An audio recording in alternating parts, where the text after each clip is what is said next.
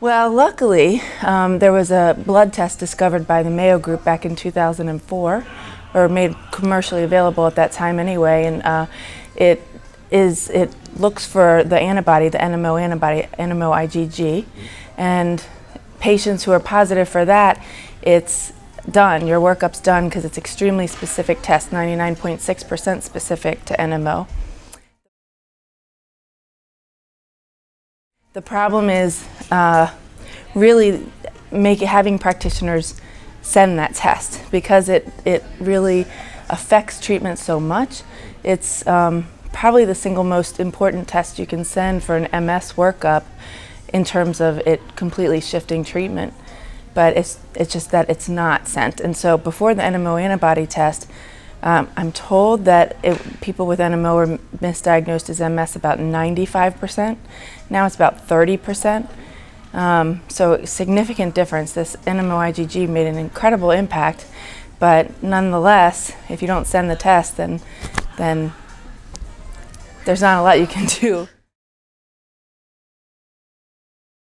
So there's nothing FDA approved for NMO, although there are 3 studies going on currently that are enrolling from different drug companies, which is exciting because it is such a small population that it's really great that we have such support from industry.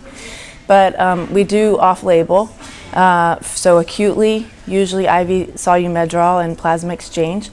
And then in terms of disease suppression, there's rituximab, which is used in RA and some other diseases, but is very effective with NMO. And then there's mycophenolate, which is just kind of a general immunosuppressant and works very well as well.